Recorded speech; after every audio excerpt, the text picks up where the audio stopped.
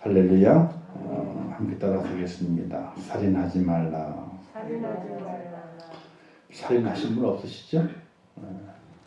근데 말씀을 나누다 보게 되면요, 우리는 매일 살인을 하고 살아. 살인을 하고. 그래서 우리가 더욱더 하나님의 말씀을 묵상하고 하나님께서 원하시는 것이 어떤 삶을 원하시는가를 밝히 알아서 우리가 살아가는 동안에 정말 살인하지 않는, 나로 인해서 사람을 죽이는 일이 없는 그런 뭐랄까요, 의로운 삶, 그리고 남에게 보탬이 되어주는 삶, 그런 삶을 살아갈 수 있는 저와 여러분 될 수 있기를 주님의 이름으로 축원합니다. 생명은 참으로 귀중히 여겨야 됩니다. 생명이 왜? 인간의 생명은 존엄하고 하나님의 신성한 선물이기 때문에 그렇습니다. 이 땅에 있는 모든 생명체가 그렇죠. 식물들도 생명이 있는 것이고 동물들도 생명이 있는 것이고, 그 중에 사람이라고 하는 그 분부는 더욱더 신성한 하나님의 선물이라고 하는 사실입니다. 동물은 영혼이 없습니다. 그렇죠? 동물은. 그래서 동물들은, 가축들, 동물들은 무덤을 만든다든지 이런 건 사실 있을 수가 없어요. 요즘은 또 틀리죠. 그죠? 뭐 유산도 남겨주는데, 애완동물. 그것도 뭐 몇백억씩 남겨주는 사람도 있습니다. 그거 다 나중에 그 동물, 애완견이나 애완 고양이 죽으면 그들은 어떻게 하느냐 모르겠어요. 죽으면 아마 그게 몽땅 다 이제 그런 동물 보호 단체로 기증이 되는 것으로 알고 있어요. 유언에 이렇게. 어쨌든 좀 이제 다르게 생각을 하지만은 함께 정을 나누고 살았다는 것 때문에 그 자체를 좀 더 귀중 여기게 되는 것을 볼 수 있게 됩니다. 그리고 또 이게 우리가 이 소나 닭, 돼지 이런 걸 먹지 않습니까?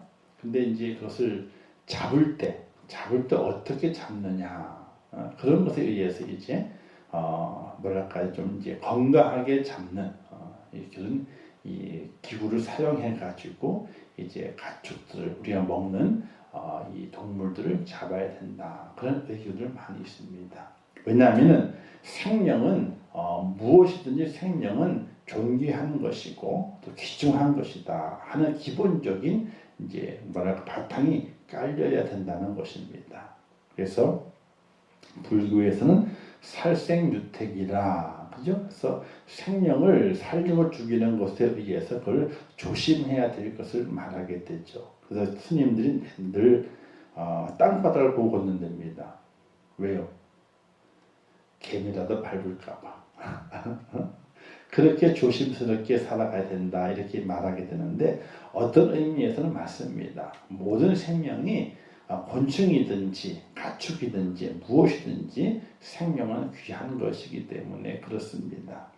자, 이 생명이 왜 귀한 것이냐? 하나님께서 만드신 것이기 때문에 귀한 것이고, 그 중에 사람의 생명이 왜 더 존귀하게 되는 것인가? 하나님께서 흙으로 만드신 이후에 그 고유의 생기를 불어넣어서 생영이 되게 하셨다. 살아있는 영, 눈에 보이는 영이 되게 하셨기 때문에 그 인간, 사람의 그 생명은 더욱더 존귀하다. 그래서 살인 행위를 하는 것은 그 생명을 만드신 하나님을 모욕하는 행위이기 때문에 우리가 생명을 더욱더 귀중 여길 수 있는 하나님의 사람이 되어야 됩니다. 노아 시대 이후에 동물들, 가축을 잡아가지고 먹도록 하나님께 허락하셨습니다. 그 이전에는요, 동물을 잡지 못했습니다. 채소만 먹고 살았거든요. 노아 홍수 이후에 명령하시기를 이제는 너희가 가축도 잡아서 먹어라. 그래서 가축을 기르게 되고, 기른 가축을 이용해가지고 삶의 어떤 보탬이 되도록 만드는 그런 생활 방식을 하나님께서 허락하셨는데, 그냥 그 가축을 죽이는 것도 마음대로 죽이지 못하게 했습니다. 그래서 이제 제사 제도를 만들게 되는데, 제사 제도를 만들면서 가축들을 죽이는 장소를 선별했습니다. 아무 데서 막 잡는 것이 아니에요. 그래서 선별된 곳에 와서 가축을 잡도록 그렇게 만들어서 생명을 좀 더 막 다루지 않도록 그렇게 하나님께서 조정하시는 것을 볼 수가 있게 됩니다. 자, 그런데 이제 오늘 살인하지 말라고 하는 것은 사람에 대한 문제죠. 살인, 사람을 죽이지 마라. 사람을 죽이지 마라. 자, 살인이라고 하는 것은요, 사람의 생명을 빼앗는 것입니다. 마태복음 5장에 보게 되니까 옛사람에게 말한 바 살인하지 말라. 누구든지 살인하면 심판을 받게 되리라 했다는 것을 너희가 들었으나. 자, 옛사람은 구약이죠. 구약에 사람들이 하나님께서 살인하지 말라 그랬다. 살인하게 되면 심판을 받는다. 이렇게 하나님께서 말씀을 하셨습니다. 그래서 살인을 하지 말아야 돼요. 근데 우리가 살인의 범위를 어디까지 정하고 있는가 이렇게 보게 되면 간단하게 얘기를 해서 정말 사람의 육체적인 생명을 빼앗는 것 그것만 살인이다 이렇게 생각을 하게 됩니다. 근데 성경은 거기에 머물지 않는다는 겁니다. 그래서 세상의 법을 지키는 것과 하나님의 법을 지키는 것 중에서 어느 법을 지키는 것이 더 어려운가? 하나님의 법을 지키는 것이 어렵습니다. 왜? 세상의 법은요, 이 속에 마음에 품은 것까지는 그렇게 벌하지 않습니다. 생각만 있는 것 가지고 벌하지는 않습니다. 그런데 하나님의 법은 생각만 해도 그 죄를 지은 것이라고 합니다. 음욕을 품은 자마다 간음한 자니. 아니, 음욕을 행한 것이 아닙니다. 그저 생각만 한 겁니다. 생각만 하더라도 하나님께 그게 죄가 된다 그러거든요. 그러니까 우리 그리스도인들은요, 세상에서 법 없이도 살 사람이 그리스도인이 되어야 돼요. 왜? 하나님의 법을 지켜가는 것은 세상의 법을 지키는 것보다 더 깊고 넓기 때문에 하나님의 법을 지킨다면 세상의 법은 아무것도 아니거든요. 근데 세상의 법도 못 지키면서 하나님의 법은 더욱더 못 지키죠. 그죠?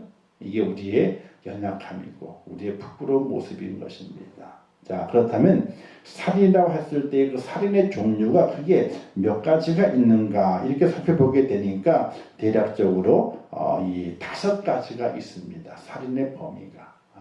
생명을 죽이는 그 범위가 5가지가 있는데, 자, 그 첫 번째가 뭐냐면요, 직접적인 살인입니다. 사람이 사람을 죽이는 거예요. 직접적인 살인. 최초의 살인자가 가인이 아벨을 죽인 사건이지 않습니까? 자신을 위해서 타인과 자신의 생명을 빼앗는 것, 이것이 살인이에요. 타인의 생명을 빼앗는 것도 살인이고 자기의 생명을 빼앗는 것도 살인이고, 자기의 생명을 빼앗는 건 다음에 이제 하겠지만 어쨌든 직접적으로 사람이 사람을 죽이는, 생명을 빼앗는 것을 기본적으로 살인이다 이렇게 말하게 됩니다. 우리도 살인죄를 벌하게 될 때에 우발적인 살인이 있고요, 계획적인 살인이 있습니다. 우발적인 살인은요, 그 죄를 많이 경감을 시킵니다. 우발적인 살인은 보통적으로 징역 5년 이하예요. 사람을 죽였는데 5년 이하밖에 안 돼요.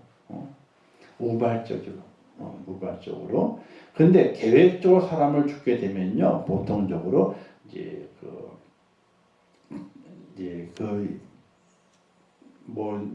내용에 따라 다 달라지겠지만은 기본적으로 7년 이하의 징역 이렇게 됩니다. 근데 그 죄질이 악독하게 되면요, 가중 처벌이 돼가지고 이제 더 그 총량이 올라가는 경우가 있습니다. 그래서 가만히 보게 되면 사람을 죽였는데 그 죄질을 따져서 경중을 두게 되는데 너무나 사람을 죽였는데 그 형벌이 약해요, 우리나라는요. 외국 같은 경우는 사람을 죽였잖아요. 어떤 계획성을 갖고 사람을 죽였습니다. 그러면 엄청나게 그 형량이 많아요. 유럽 같은 경우는 그러니까 사형 제도가 없기 때문에 형량을 높입니다. 무기징역을 하지 않고요, 이 사람은 이러이러한 죄 때문에 형량을 때리게 되는데 검사가 형량을 하는 것이 아니라 재판장, 판사가 때리는 거예요. 그게 뭐 150년, 450년 이렇게 형량을 때려요. 그 뭐냐면 사회에서 완전히 격리하기 위한 그런 모습인데 어떤 그 사람을 죽이고 죽이는 그것이 너무 악독해가지고 그 죄를 벌여야 되는데 사형제도가 없기 때문에 사형제도는 사람이 어떤 죄물로 인해서 사람의 생명을 빼앗는 것은 이거는 맞지 않는다. 왜? 사람의 생명에 관계된 것은 사람이 있는 것이 아니라 신에게 있기 때문에 그 사람이 손을 대는 것이 안 된다 해서 사형제도를 폐지한 나라들이 아주 많이 있습니다. 우리나라 아직까지 사형제도가 남아져 있죠. 근데 사형을 실행하는 일들이 그렇게 빈번하지 않습니다. 오랫동안 두게 됐죠. 어쨌든 사형제도가 없는 나라에서는 이제 그 형량을 때리게 되는데 그 형량이 엄청나게 많은 거예요. 근데 우리나라는 형량이 약해요. 약해. 자, 이제 그 내용은 좀 더 깊이 있게도 나가서 한번 하기로 하고. 자, 전쟁에서 살인을 하게 되죠. 전쟁에서도요, 전쟁 범죄가 있습니다. 이 전쟁이 없으면 좋겠지만은 전쟁이 있습니다. 구약에도 있습니다. 구약 시대에 있었고, 그다음에 이제 중세 시대에도 전쟁이 있었고, 지금도 전쟁이 행해지고 있게 되죠. 나라와 나라 간의 전쟁이 벌어지게 될 때에 자기 나라를 지키고 수호하기 위해서 어쩔 수 없이 상대방을 죽이는 행위에 대해서는요, 살인죄지만은 살인죄를 적용하지는 않습니다. 그런데 전쟁에도 질서가 있고 전쟁에도 전쟁을 행하는 데 있어서 그 규칙이 있습니다. 그 규칙을 제대로 지켜내지 아니하면 나중에 전쟁 범죄가 돼서 그 전쟁 범죄에 대해서 이제 그 국제재판에서 이제 판결하는 내용들이 있습니다. 전범이라 그래가지고 판결을 하게 됐죠. 자, 어떤 것이 전쟁의 살인죄가 되게 되느냐? 무기를 들고 있지 않는데 죽여. 무기를 들고 있지 않은 사람을 죽이는 겁니다. 이게 살인죄예요. 그리고 민간인들, 군인이 아닙니다. 나라를 지키는 군인이 아닌데 총을 들지 않았고 무기를 들지 않았고 그냥 주민입니다. 그냥 그 나라 국민입니다. 근데 그 국민들 향해서 이제 이 살상 행위를 하게 되는 겁니다. 이게 또 살인입니다. 이 러시아의 푸틴은 축출돼야 돼요. 그죠? 지금 온 세가 들끓고 있는데 그 러시아 우크라이나와의 전쟁 때문에 온 세계 경제가 다 망가지고 있거든요. 경제가 망가지는 것을 각오하고서라도 지금 모든 국가들이 이 러시아의 푸틴을 제재해가지고 전쟁을 막아보겠다 하게 되는데 언제까지 끌어갈는지 몰라요. 지금 그 전쟁 때문에 유가가 엄청 올라가 있잖아요.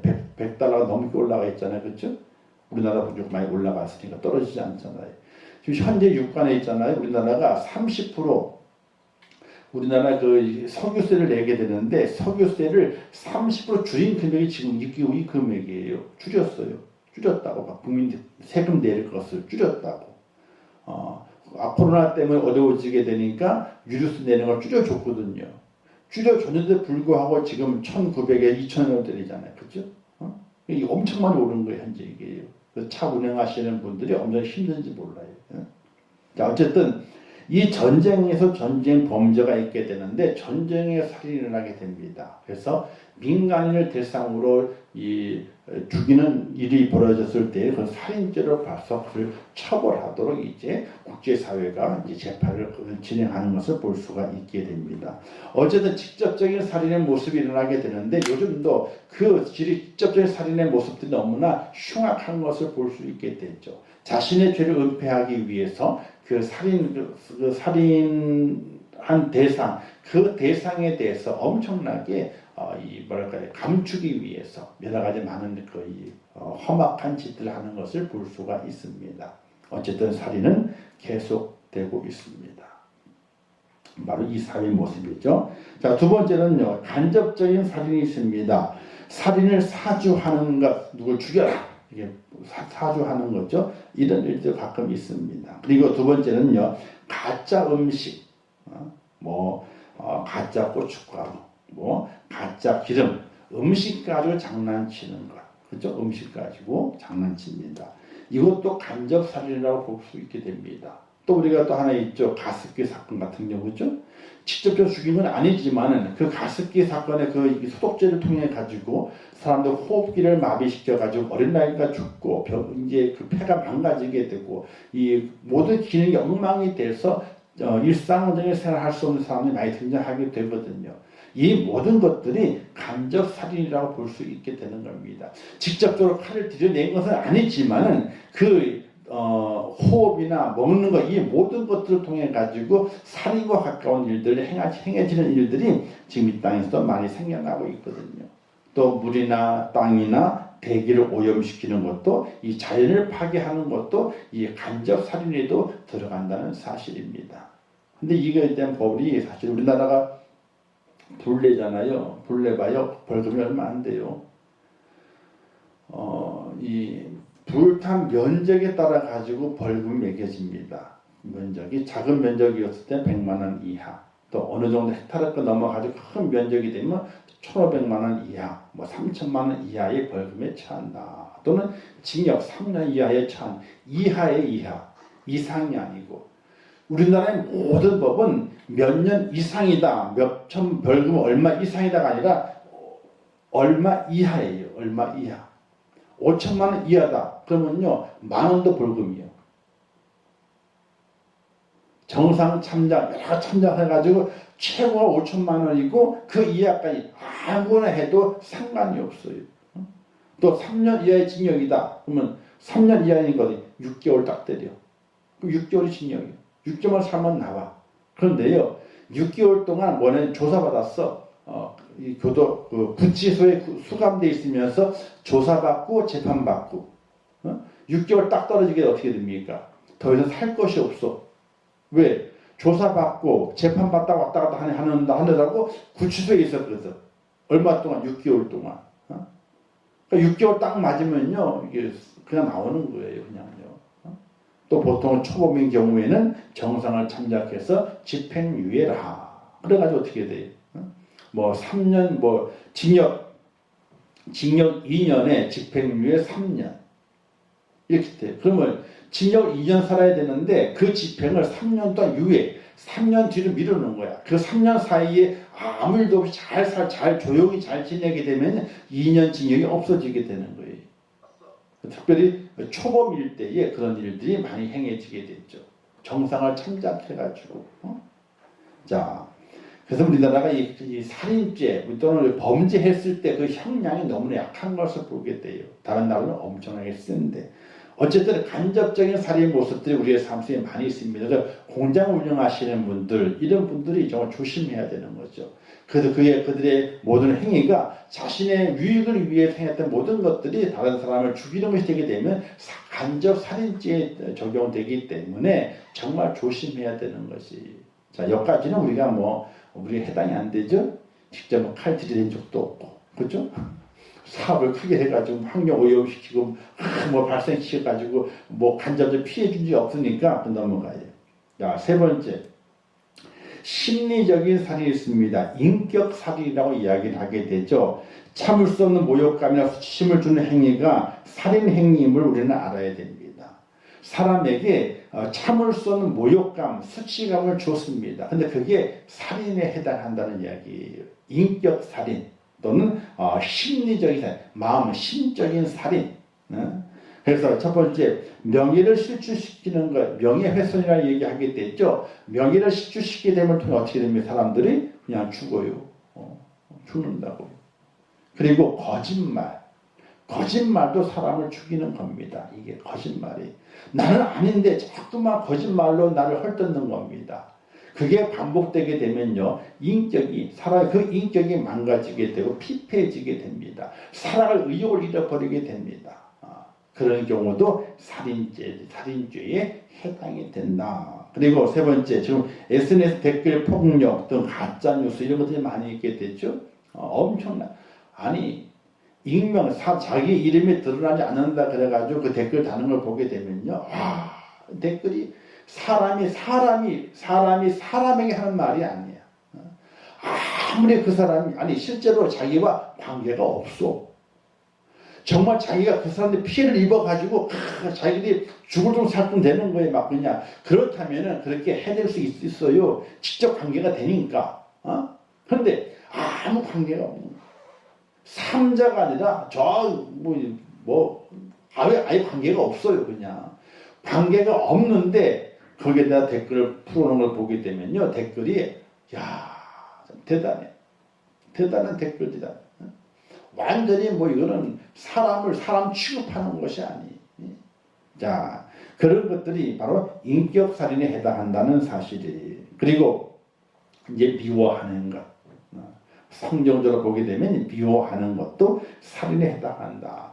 그 형제를 미워하는 자만 살인하는 자니 살인하는 자만 영생에 거하지 아니하는 것을 너희가 아는 바라. 요한일 3장 15절 말씀에 기록이 되어 있어요. 미워하는 것. 이것도 살인죄예요. 인격살인, 심리적인 살인. 그러니까 미워하면 돼요, 안 돼요? 안 돼요. 미워는 할 수는 있어. 할 수는 있지만요, 제가 그러잖아요. 미워할 수 있잖아요. 미워할 수 있는데 그 미움이 내게 들어와가지고 둥지를 틀게 만들면 안 돼. 잠깐 미워할 수 있다니까요. 사람이나 다 미워할 수 있는 거죠. 근데 그게 내게 들어와가지고 둥지를 딱 틀고 앉아가지고 미움이 점점 커지도록 만들어가서는 안 되는 거예요. 미워하는 자도 살인하는 자니 누가 말씀했어요? 성경에서. 그래서 미움을 버려야 돼요. 미워하면요, 누구만 속 끓여요?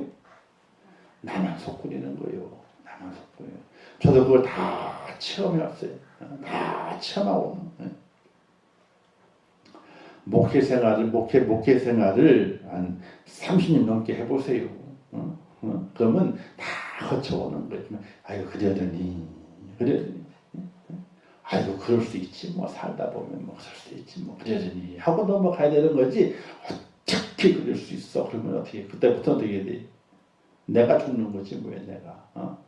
내가 나를 죽이는 거예요. 그러니까 우리는 절대로 미워하면 안 된다. 왜? 성경에서 형제를 미워하면 그 살인한 자라고 했으니까 내가 실제로 칼을 들이내지는 않았지만 내 미움이 그에게 화살로 꽂히게 될 때에 그가 실제 죽지는 않았지만은 하나님 편에 바라보게 될 때 너는 지금 사람을 계속 죽이고 있다. 너는 계속 사람에게 화살을 쏴대고 있구나. 이렇게 나를 보고 말씀하시기 때문에 절대로 우리는 미워해서는 안 된다. 그다음에 화를 내는 것. 나는 너희기로는 형제에게 노하는 자마다 심판을 받게 되고. 자, 화를 내는 건 형제들에게. 화낼 일이 있죠. 화낼 일이 왜 없겠습니까? 화를 낼 수는 있습니다. 그러나 바로 어떻게 해야 돼요? 바로 화해를 해야 돼. 화를 전혀 안 낼 수는 없어. 어떻게 화를 안 내니까 낼 수 있죠. 그럴 수 있습니다. 그러나 화를 냈으면 어떻게 돼? 바로 화해를 해가지고 그 화가 남지 않도록 만들어야 돼요. 안 그러면 하나님의 심판이 있다. 그러니까 세상 법 지키는 것보다 하나님의 법 지키는 게 더 어려워요. 세상에서는 실제로 사람을 이렇게 해야지 살인죄를 구속을 하잖아요. 그렇죠? 그런데 하나님께서는요, 그렇지 않다는 거예요. 하나님의 살인죄를 다루는 그 범위는 더 넓다는 거예요. 그래서 우리가 회개할 일이 얼마나 많이 있겠습니까? 미워한 적 때문에 회개해야 되고, 화낸 것 때문에 회개해야 되고, 그죠? 얼마나 많이 있습니까? 자, 6번째는요, 욕하는 것. 욕을 하면 안 돼. 욕쟁이 할머니가 되면 안 되는 거예요.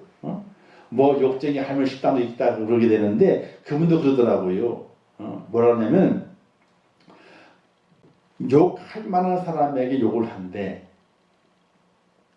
어떤 사람에게 자기와 오랜 친분이 있어가지고 오랫동안 처음부터 이렇게 식당에 단골이 돼가지고 내가 욕하는 그것들이 그 사람들이 어떻게 돼요? 서로가 그게 통하면 마음이 통하기 때문에 욕을 하는 거지 아무나 보고 이놈저놈 하지 않는다는 거예요.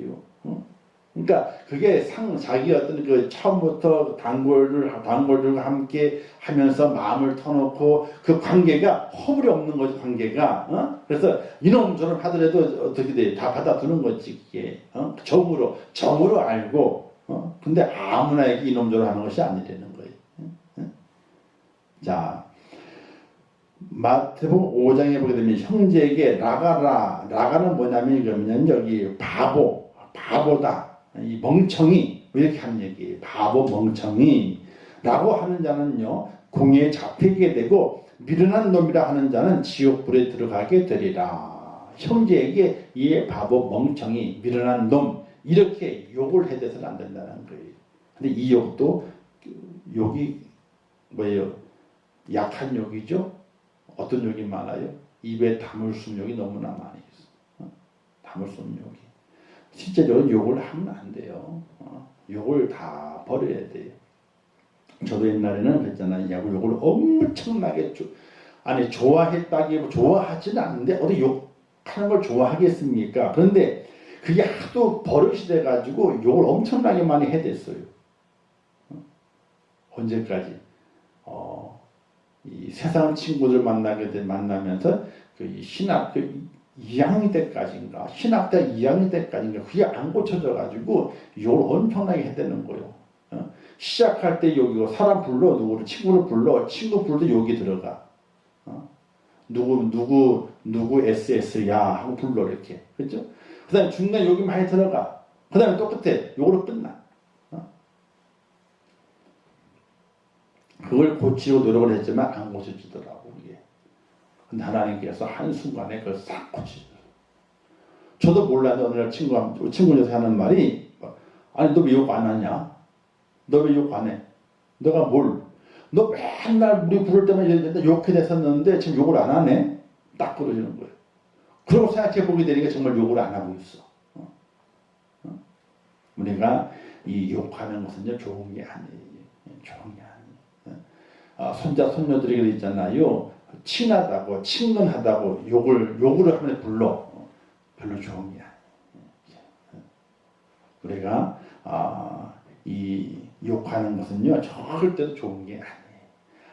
아무리 친하다고 해서 아무리 거기에 허물이 없다 그래서 거기에 별 뜻이 담겨져 있지 않다 그래가지고 욕을 하는 것은 별로 좋은 것이 아니에요. 왜냐? 사이가 좋을 때는요 이해를 해요. 아이 그러려냐고 넘어가. 근데 분위기가 안 좋은데 욕을 해대봐요. 뭐가 됩니까? 싸움의 불씨가 되는 거예요. 아니 이해를 하면서 그냥 그죠? 그러면서 좋을 때는 분위기 좋을 때는 그게 이해가 됐지만은 분위기가 안 좋을 때는요 기분 나쁠 때는 그게 좋은 걸로 안 들리거든요. 그게요. 애시당초부터 어떻게 돼요? 욕을 하지 말아야 돼요.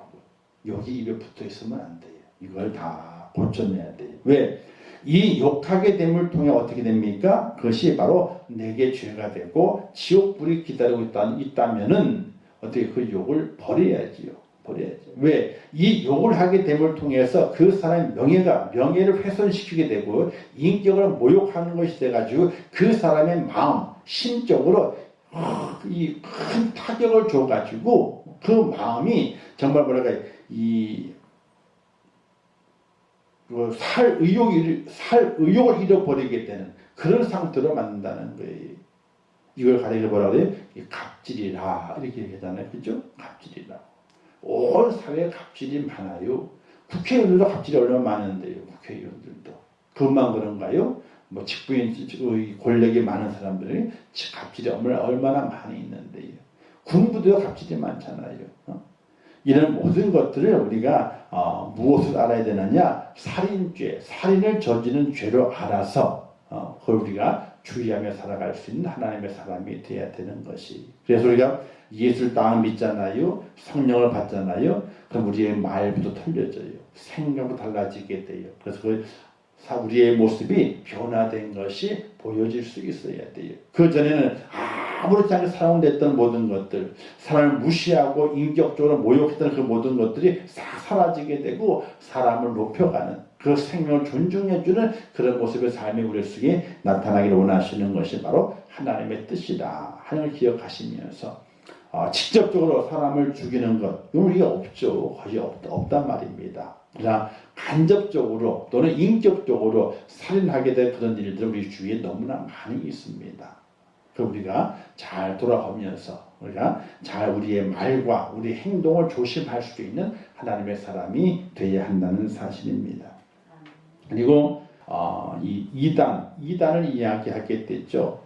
진리의 복음을 전해지는 것이 아니라 다른 복음을 전함을 통해 가지고 이제 그 영혼을 타락시키고 영혼을 죽이는 영적 살인도 있다는 사실입니다. 지금 이단이 엄청나게 많이 있어요. 신천지 같은 경우는 있잖아요. 지난번에 코로나 사태 때문에 합창 막 당했잖아요. 그죠? 근데 그들은 서로 어떻게 하는 줄 아세요? 마지막 때가 다가왔어. 우리가 고난을 당하지 이 고난이 7년 대환란이야. 마지막 때의 환란이야. 이 환란 잘 견디게 되면 우리는 어떻게 합니까? 자기들은 천국 간다는 거예요. 코로나 때에 그렇게 핍박을 당하고 탄압 여러 가지 압박을 당했는데 그것을 통해서 또 하나가 됐어. 더 단단해졌어요. 더 단단해졌어.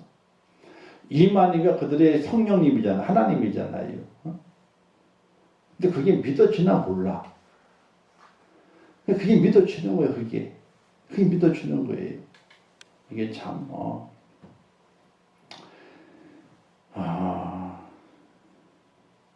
우리는 안 믿어지는데 그죠? 그때 그들이 믿어지는 거야.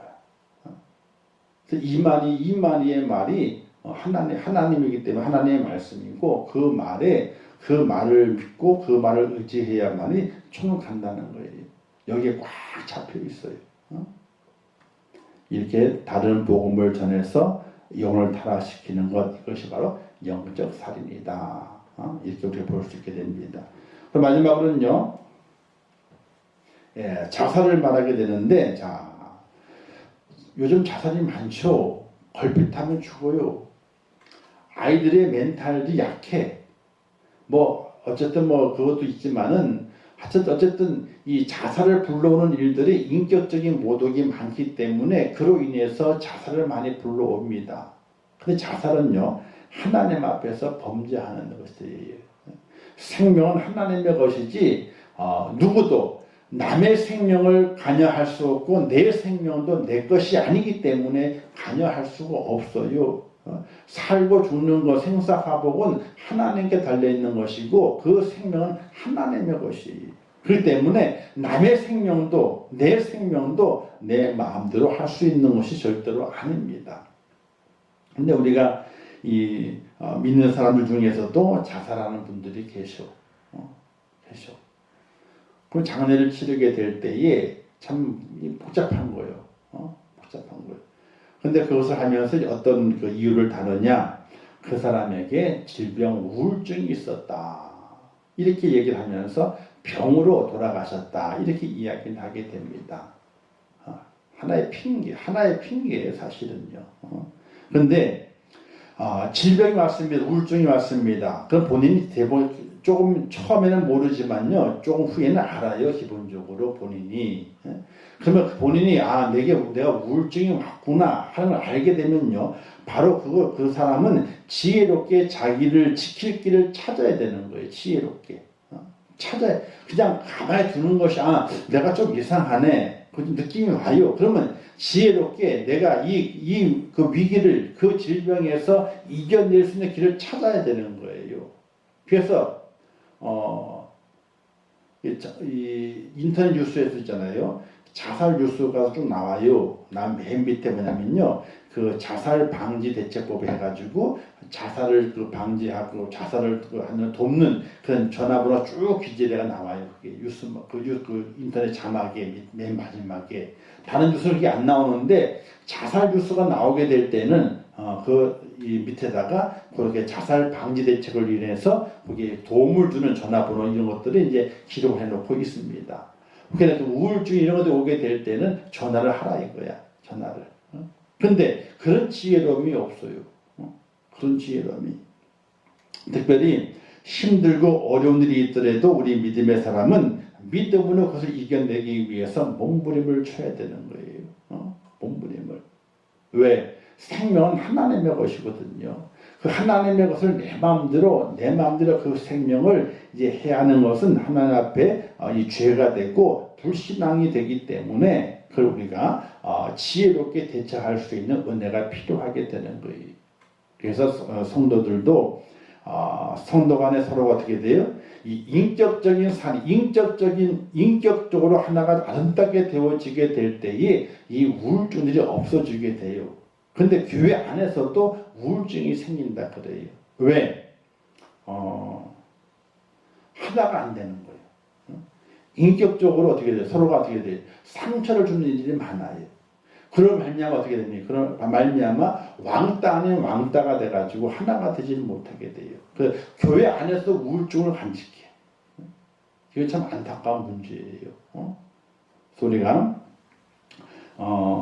인격 살인을 하게 되는 그런 여러 가지 경우를 다 우리가 배제하고 우리의 마음을 더 청결하게 서로 사랑으로 섬기면서 이해하고 그럴 수 있어. 그럴 수 있어. 아이고 뭐든지 다 그럴 수 있는 거지. 사람을 살다 보게 되면 이런 일도 있고 저런 일도 있는 거지. 이렇게 우리가 이해하고 용납하고 받아들이며 살아갈 수 있는 이 환경이 돼야 되는데 우리 그리스도인들 자체도 스펀지가 아니에요. 스펀지가 딱딱한 밥이요. 뭔가 탁 부딪히면 어떻게 돼요? 슉 빨아들였다가 부드럽게 쫙 내놔야 되는데 그것이 아니에요. 쭉 빨아들이질 않아요. 그냥 툭 튕겨내버리고 말아. 그런 일이 얼마나 많이 있게요. 그래서 우리의 삶 속에 우리가 그리스도인들도 우울증을 겪을 수 있습니다. 갑자기 우울증을 겪게 돼요. 본인의 삶 속에 저 충격적인 일, 어려운 일 만나게 되면 우울증이 와요. 근데 그걸 본인이 깨달아야 돼. 내가 왔구나. 이게 좀 내가 이상해졌네. 그러면 내가 내 삶의 패턴을 바꿔야 되겠다. 어서 빨리 바꿔야 되겠다. 그래서 삶의 패턴도 바꿔가고 또 신앙의 모습 가운데 믿음으로 굳게 세워져서 말씀과 기도의 생활을 전무하고 하나님께 온전히 매달리고 하나님의 일에 전폭적으로 내 몸과 마음을 사용하는 거예요. 그래서 어떤 일이 이렇게 말합니다. 정신과 의사들 말하기를 이렇게 우울증이 왔다 그렇게 되면요, 다 그런 건 아니지만은 이렇게 말하게 됩니다. 다 그런 건 아니지만은 의사가 말하기를 사치래요. 사치. 삶의 사치다. 이렇게 말하게 돼요. 옛날에 오래 전에 충청도 쪽으로 이제 제가 장례를 치르러 간 적이 있어요. 비가 많이 왔다가 이제 그차가 시키는 아주 옷도 다 베렸어. 그냥 진흙바닥을 다 휘파놨으니까. 산에다가 이제 다 묻고 그러고 내려왔는데 저는 거의 맨 마지막에 내려오거든요. 식구 다 내려 보내고 그리고 이제 마지막 인부들이 이제 그 칠성만 덮고 이제 취도하고 다 내려 보내고 그리고 이제 반쯤 덮었을 때 그리고 이제 수고하세요 하고 딱 인문 안으로 내려와요. 제가 맨 마지막에 내려오거든요. 그럼 이제 내려와서 이제 어디서 밥을 먹고 있나 이제 산이니까 천막초nak 먹거든요. 두리번을 내려오게 되는데 저 한쪽 구석에 하얀 소복 입으신 여인이 꾸역꾸역 국밥을 밀어놓고 있어. 국밥을 투덜투덜 대면서 누구냐면은 남편을 보낸 아내요. 남편을 보낸 아내. 근데 그분이 국밥을 집어넣어. 뭐라 그러는지 아세요? 여보 미안해. 난 살았기 때문에 먹어야 돼. 난 살았으니까 먹어야 돼. 그렇죠. 근데 제 마음에 어떤 마음이 드는 줄 아세요? 저분은 살았어. 저분은 살았어. 걱정 안 해도 돼. 근데 어떤 분들은 못 드셔. 그럼 걱정이 태산이에요. 어떻게.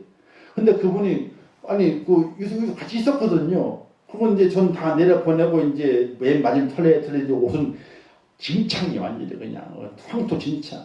그러고 내려오는데, 그쪽에서 드시고 계시는 거야. 그래서 가까이 갔더니 혼자 하시는 말씀이 당신은 못 먹지 나는 먹어야 돼. 당신은 못 먹지 나는 먹어야 돼. 그래서 먹어. 제 마음에 이분은 살았어. 이분은 염려 안 해도 돼. 살았어. 왜? 그분이 혼자 남아있으면서 사명이 있는 거예요. 살아야 목표가 있는 거예요. 왜? 자녀들이 있거든요. 그들 돌봐야 되고 그들을 케어해야 되고 마무리가 잘 감당해야 되기 때문에 그걸 살았으니까 먹어야 된다 이거야 자기는. 그걸 보면서 오늘 우리의 삶 속에 우리가 나를 잘 관찰해 볼 수 있어야 되고, 그리고 내 모습이 어떻게 변화돼 가고 있는지를 잘 알아야 돼요. 그런 생활의 그런 모습이지만은 더 심각한 것은 교회 안에 믿음의 생활을 믿음의 공동체로 살아가면서 그 안에서 인격적인 어떤 괄시와 모면을 통해 가지고 우울증을 겪는 경우가 많이 있다는 거예요. 어쨌든 내 삶을 잘 살펴보아서 그런 것들이 내게 찾아오는 경우가 있게 되는데, 그걸 지혜롭게 잘 판단하고 나를 지킬 수 있어야 되고, 또 믿음으로 그걸 이겨낼 수 있는 하나님의 사람이 되어야 된다는 것이, 어떤 경우에서라도 자기의 몸을 해야 하는 것은 하나님 앞에 죄 짓는 일이고 불신앙이다. 그래서 이 사살하는 것도 살인죄에 들어간다. 그래서 어떤 경우라도 우리는 이런 경우를 만나서는 안 된다는 사실입니다. 자, 이 모든 경우가 있게 되죠. 우리가 말씀했는데, 자, 직접적인 살인, 간접적인 살인, 인격적인 살인, 또는 이제 영적 살인, 그리고 자살하는 것까지 사람의 생명에 관계된 것들은 하나님의 손에 있는 것이기 때문에 누구든지 인간은 거기에 손을 댈 수 없다. 그래서 모든 많은 나라들이 사형 제도를 폐지한 이유가 거기에 있는 겁니다. 그 사람의 죄가 무겁게 증거를 해야 되지만은 생명을 끊는 것은 신의 소관이다. 그때 사람이 손을 대면 안 된다 해서 사형제를 폐지하고 그를 이제 그 형량대로 오랫동안 감옥에 두는 거예요. 그냥요. 사회 격리시켜가지고. 단지 생명은 손을 대지 않는 거예요. 그게 바로 생명을 손댈 수 있는 권한은 신에게만 있다는 거예요. 우리는 하나님이 있죠. 하나님께만 있다. 사람은 절대로 그 생명에 손을 댈 수가 없다. 인격도 하나의 생명이거든요. 인격이 모멸감을 느끼게 되면 사람이 어떻게 돼요? 사람이 살지 못해요. 기운이 빠져서 이 살 의욕을 잃어버리게 돼. 이것도 살인죄에 해당하는 것이다. 또 영적 살인도 있고 자살도 살인에 해당하는 것이다. 이걸 기억하시면서 이 여섯 번째 계명, 살인하지 말라. 이 계명의 깊이와 넓이를 알아서 오늘 우리의 삶을 지혜롭게 살아갈 수 있는 하나님의 사람이 되어야 합니다. 자, 이 계명을 잘 지키기 위해서는 뭐가 필요한 것인가? 생명의 기준을 말한 나와 남의 생명을 지키는 파수꾼이 되어야 한다. 그래서 성도 간에도 잘 돌아봐야 돼요. 성도 간에도 돌아봐야 돼요. 그래서 친구가 되어 주어야 되고, 또 어떤 때는 동반자가 되어 주어야 되고, 어떤 상담자가 되어 줘야 되고, 어떤 때는요 함께 어울려 주는 사람이 될 수 있어야 돼요. 어울려 주는 사람. 사람이라고 하는 것이 혼자라 생각하잖아요.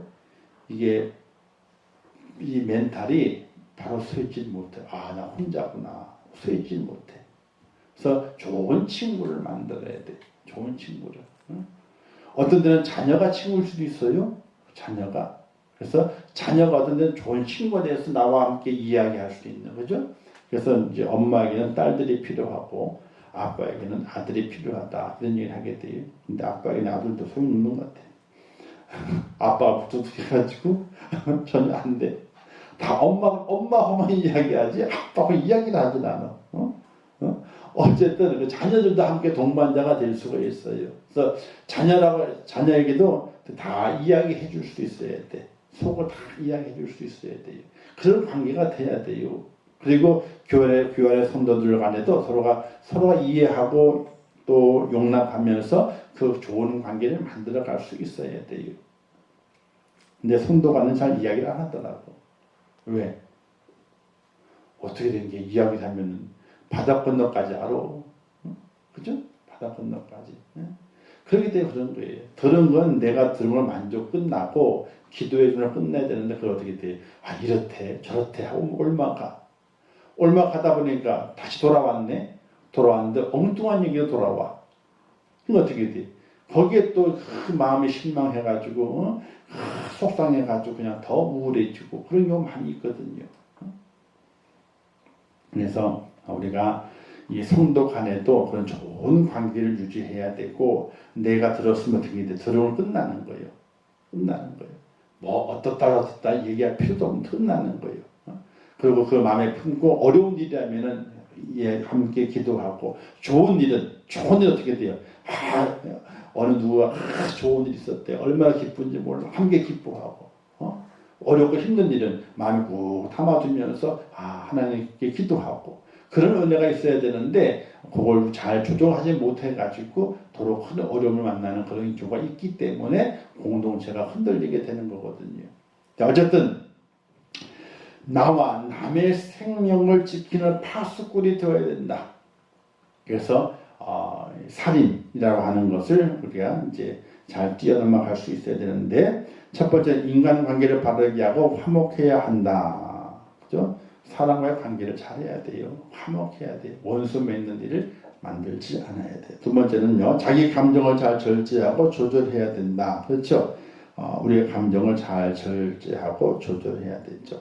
또 믿음으로 바른 인격의 새 사람이 되어야 된다. 자, 믿음으로 우리가 새롭게 변화되어져 있어야 됩니다. 그리고 바른 믿음으로 성령의 도움을 구해야 된다. 이렇게 우리가 가져가게 될 때에 우리가 살인죄를 범하지 않는 하나님의 사람이 될 수 있다는 사실을 기억하면서 살아가는 동안에 있잖아요. 이것만 조심하면 돼요. 뭐만 조심하면 되느냐? 우리가 손으로 사람을 죽일 일은 없으니까. 그죠? 없으니까. 뭐만 조심하면 돼요? 그렇지, 요거. 요것만 꽉 다물고 있으면 돼. 요것만 꽉 다물고 있으면은, 말을 많이 하는 것보다 적게 하는 게 좋다고 그랬거든요. 요것만 잘 다물고 있으면 돼. 그러면 어떻게 돼요? 절대로 살인죄를 범할 일이 우리는 없어요. 이걸 기억하시면서 오늘 우리의 삶 속에 생명을 더욱더 귀중 여기고 서로 존중해 주면서 아름답게 우리 믿음의 삶 만들어 가시기를 주님의 이름으로 축원합니다. 기도하겠습니다. 좋으신 아버지, 저는 은혜 감사합니다. 주신 말씀을 잘 깨닫게 하시고 그 말씀 속에서 더욱더 우리가 새로워지고 생명을 존중해 가면서 아름다운 공동체를 만들어가게 하시고 우리의 삶 속에서도 우리 이웃들에게 우리가 도움을 줄 수 있는 믿음의 사람이 되게 하여 주시옵소서. 예수님의 이름으로 기도하옵나이다. 아멘. 주기도문하겠습니다. 하늘에 계신 우리 아버지여, 이름이 거룩히 여김을 받으시오며 나라의 임하옵시오며 뜻이 하늘에서 이룬 것 같이 땅에서도 이루어지이다. 오늘날 우리에게 일용할 양식을 주옵시고 우리가 우리에게 죄 지은 자를 사하여 준 것 같이 우리 죄를 사하여 주옵시고 우리를 시험에 들게 하지 마옵시고 다만 악에서 구하옵소서. 대개 나라와 권세와 영광이 아버지께 영원히 있사옵나이다. 아멘. 아버지는 감사합니다. 저를 사랑하시고 주님만에서 오신 아버지, 오늘 이 밤에도 주님 말씀을 잘 기억하게 하셔서 오늘 우리의 삶 속에서 살인죄를 범하지 않도록 인도하시고 우리의 감정과 우리의 삶을 잘 절제하고 또 우리가 믿음 안에 잘 세워져서 어떠한 경우든지 아버지 하나님이 살인하는 자가 아니라